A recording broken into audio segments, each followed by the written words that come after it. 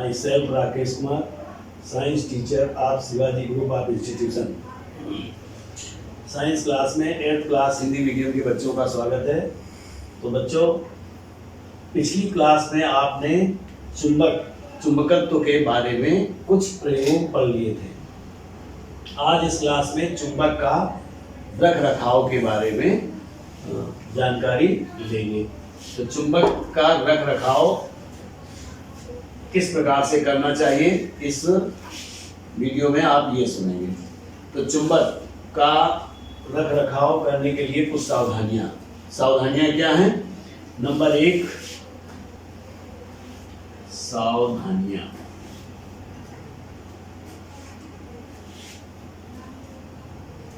Number 1, चुंबक को दो पृथक या दो चुंबकों को आपस में कभी भी रगड़ना नहीं चाहिए। दूसरा नंबर था, चुंबक को न पीटे न ठोके और न ही ऊंचाई से जमीन पर गिराएं। नंबर 1 था, चुंबक को रगड़ना नहीं चाहिए। नंबर 2, इनको न ही पीटना चाहिए न ही ऊपर से गिराना चाहिए। नंबर 3, चुंबक को कभी गर्म नहीं करना चाहिए। चुंबक को कभी गर्म नहीं करना चाहिए। अगला नंबर, पास रखे चुंबकों के समान ध्रुवों को आमने सामने नहीं रखना चाहिए। तो एक बार हम फिर से रिपीट करते हैं सावधानियों को। दो चुंबकों को आपस में रगड़ना नहीं चाहिए। दो चुंबकों को आपस में रगड़ना नहीं चाहिए।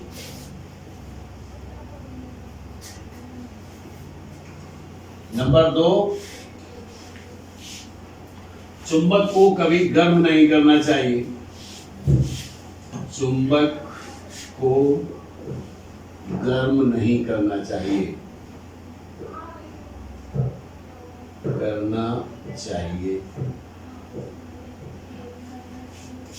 चुंबक को कभी गर्म नहीं करना चाहिए। चुंबक को न पीटे और न ही ठोकें। चुंबक को पीटना नहीं चाहिए एवं ऊपर से गिराना भी नहीं चाहिए।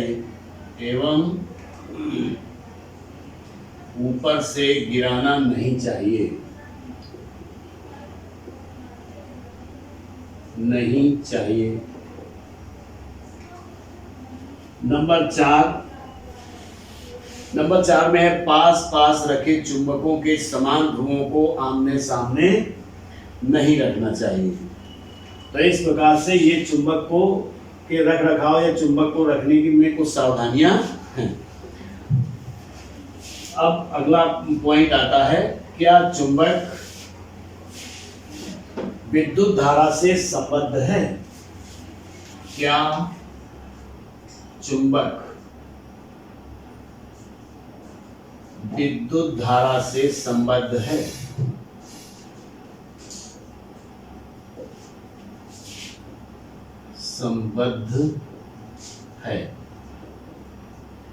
इसको जानने के लिए कि क्या चुंबक विद्युत धारा से संबद्ध है, इसको जानने के लिए कुछ प्रयोग करते हैं। प्रयोग में एक तार लेते हैं, वायर जो विद्युत जिसमें चल सकती है, कुंजी, एक कुंजी लेते हैं और एक चुंबकीय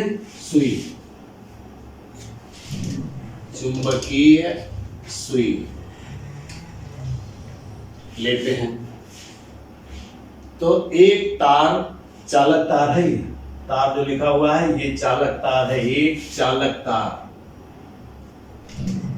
एक चालक तार, कुंजी और चुंबकीय सुई लेते हैं।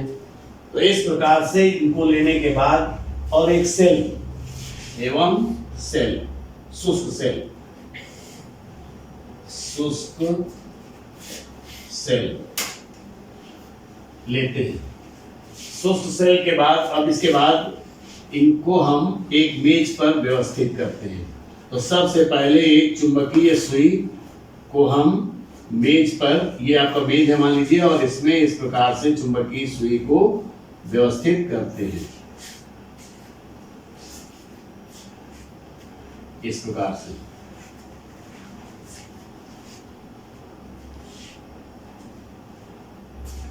ये एक चुंबकीय सुई हो गई।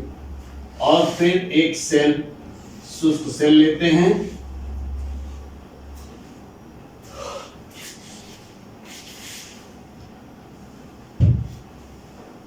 इस प्रकार से शुष्क सेल बना होता है। शुष्क सेल लेते हैं तथा बोर्ड या कुंजी इस तरफ ऐसे लगा देते हैं। शुष्क सेल में ये प्लस और ये माइनस होता है, इससे इसका कनेक्शन माइनस और प्लस से भी करते हैं इस तरीके से। और एक वायर हम इस कुंजी से इस प्रकार से ले जाते हैं और इसका दूसरा सिरा इस सेल से कनेक्ट कर देते हैं। जब हम स्विच ऑन करते हैं या कुंजी को ऑन करते हैं तो इस वायर में विद्युत धारा प्रवाहित होने लगती है। जब विद्युत धारा प्रवाहित होने लगती है तब हम देखते हैं कि ये जो चुंबकीय सुई है ये गति करने लगती है, यानी एक दूसरे की तरफ झुकाव होने लगता है। यानी इसको अगर फिर से रिपीट किया जाए, अब विद्युत धारा पहले तो एक चुंबकीय सुई को तार के ऊपर एक इसके समांतर, यानी सुई के समांतर एक तार ऊपर की ओर निकाल देते हैं जिसमें विद्युत धारा प्रवाहित करते हैं। विद्युत धारा प्रवाहित करने पर चुंबकीय सुई विक्षेपित हो जाती है, क्योंकि तार में विद्युत धारा प्रवाहित करने पर इसके चारों ओर, तार के चारों ओर चुंबकीय क्षेत्र उत्पन्न हो जाता है। तार के चारों ओर चुंबकीय क्षेत्र उत्पन्न हो जाता है जिससे ये विक्षेपित हो जाती है। अब इसके बाद विद्युत धारा को जब डिस्कनेक्ट कर देते हैं तो चुंबकीय सुई अपनी पूर्व स्थिति में फिर से आ जाती है। इसी प्रकार से जब फिर से अगर हम इस धारा की दिशा को बदल दें तो इस सुई के विक्षेपित होने की दिशा भी बदल जाती है। तो इस प्रकार से इस प्रयोग को घर में भी करके देखा जा सकता है। एक सेल, शुष्क सेल और एक कुंजी, वायर यानी चालक तार और चुंबकीय सुई लेकर के इसको देखा जा सकता है कि इसमें चुंबकीय क्षेत्र किस प्रकार से उत्पन्न होता है। तो इससे पता चल गया कि चुंबकत्व विद्युत धारा से संबद्ध है। अब इसी प्रकार से धारावाही प्रणालिका, धारावाही प्रणालिका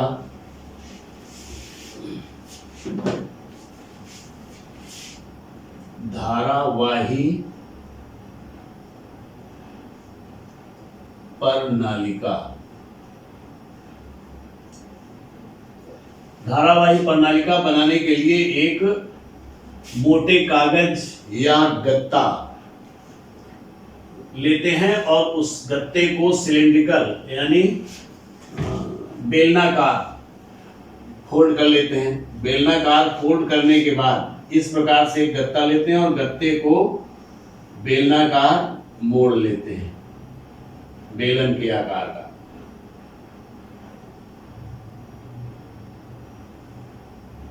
इस प्रकार से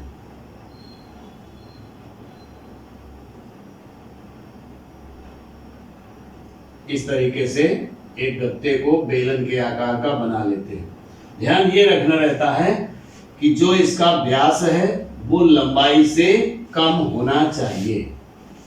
अब हम इस गत्ते के ऊपर तांबे के तार को इस प्रकार से लपेट देते हैं, एक कुंडली के आकार का बना देते हैं, स्प्रिंग जैसा बन जाता है।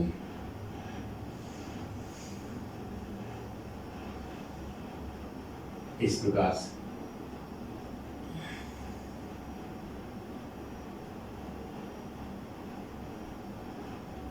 इस प्रकार से वायर को हम लपेट देते हैं इसमें।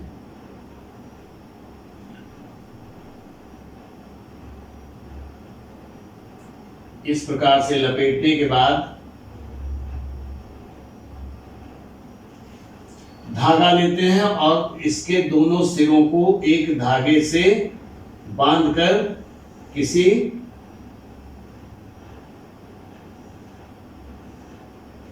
स्थान पर इसको इस प्रकार से लटका देते हैं। और अब एक सेल लेते हैं, शुष्क सेल। इस प्रकार से बना हुआ पार्ट ये आपका धारावाही प्रणालिका है। और फिर एक शुष्क सेल लेते हैं। शुष्क सेल को चलो यहां से लेते हैं। शुष्क सेल को इससे यहां पर कुंजी भी होगी है, और ये आपका रेजिस्टेंस भी है। और इसको इस प्रकार से इसका कनेक्शन इससे करेंगे और दूसरे सिरे का कनेक्शन इससे, इसके दूसरे सिरे का इससे करेंगे। तो इस प्रकार से हम एक उपकरण बना लेते हैं। इसे किसी गत्ते, मोटे कागज या प्लास्टिक पदार्थ के खोखले बेलन पर इस तार को लपेटा गया है। लपेटने के बाद इस प्रकार के प्रबंध को ही हम प्रणालिका कहते हैं। यही धारावाही प्रणालिका है। इसके एक सिरों पर शुष्क सेल एक लगा देते हैं, यानी ये शुष्क सेल होगा बी, ये माइनस है और ये इस तरफ का प्लस है। ये रेजिस्टेंस है, आप धारा नियंत्रक लगा देते हैं। अब प्रणालिका में विद्युत धारा को प्रवाहित करते हैं। जब प्रणालिका में विद्युत धारा प्रवाहित करते हैं तो प्रवाहित करने पर प्रणालिका उत्तर व दक्षिण दिशा की ओर गति करने लगती है या व्यवहार करने लगती है। प्रणालिका एक चुंबक की भांति व्यवहार करती है। इस प्रणालिका के किसी एक सिरे पर हम क्षण चुंबक को लेकर जाते हैं। एक सिरे पर क्षण चुंबक को लेकर के जाते हैं। अगर ये प्रणालिका चुंबक की ओर आकर्षित होती है तो ये उस उत्तरी ध्रुव को लेके गए थे। चुंबक के उत्तरी ध्रुव को एक सिरे पर लेके गए। अगर ये आकर्षित होती है तो ये इसका दक्षिणी ध्रुव होगा, क्योंकि उत्तरी और दक्षिणी ध्रुव यानी विपरीत प्रकार के आवेश होंगे तभी आकर्षण होगा। तो अब उत्तरी ध्रुव अगर हम इसकी ओर लेके जाते हैं, अगर ये उसकी ओर आकर्षित होती है तो ये दक्षिणी ध्रुव हो जाएगा। अगर ये प्रतिकर्षित होती है यानी ये दूर हटती है तो ये उत्तरी होगा, क्योंकि उत्तरी ध्रुव को प्रतिकर्षित करेगा और उत्तरी ध्रुव दक्षिणी ध्रुव को आकर्षित करेगा। तो इस प्रकार से ये धारावाही प्रणालिका भी हो गई। अब चुंबक के उपयोग, चुंबक का उपयोग कहां कहां करते हैं?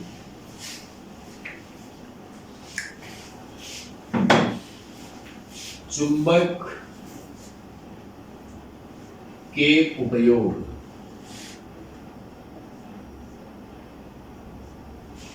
चुंबक के उपयोग भी हम विभिन्न क्षेत्रों में करते हैं, जैसे टेलीग्राफ या टेलीफोन यंत्रों में चुंबक का उपयोग किया जाता है। विद्युत मोटर में जिनका उपयोग विद्युत यंत्रों जैसे पंखा, कपड़ा धोने की मशीन आदि में किया जाता है। विद्युत घंटी एवं लाउड स्पीकर में भी हम चुंबक का उपयोग करते हैं। कल कारखानों में भारी स्टील एवं लोहे के टुकड़ों सामानों को उठाकर एक स्थान से दूसरे स्थान में पहुंचाने का काम भी चुंबक की सहायता से कर सकते हैं। तो शरीर के घाव एवं आंख में पड़े लोहे के छोटे छोटे कणों को निकालने के लिए भी हम चुंबक का उपयोग करते हैं। तो इस प्रकार से चुंबक के उपयोग भी हो गए। चुंबक के उपयोगों को हम एक बार फिर से कह दें। चुंबक के उपयोग, चुंबक को हम दैनिक जीवन में बहुत उपयोग करते हैं, जैसे टेलीग्राफ एवं टेलीफोन, टेलीविजन या विद्युत मोटर, जिनका उपयोग विद्युत यंत्रों जैसे पंखा, कपड़ा धोने की मशीन आदि में किया जाता है। इसी प्रकार विद्युत घंटी एवं लाउड स्पीकर में भी इसका उपयोग किया जाता है तथा कल कारखानों में भारी सामानों को एक स्थान से दूसरे स्थान में ले जाने के लिए भी चुंबक का उपयोग करते हैं। शरीर के घावों में भी लोहे आदि के टुकड़ों को बाहर निकालने के लिए भी हम चुंबक का उपयोग करते हैं। तो इस प्रकार से बच्चों चुंबक का चैप्टर भी कंप्लीट हो गया। तो इस क्लास में बस इतना ही, आगे नेक्स्ट क्लास में। Thank you.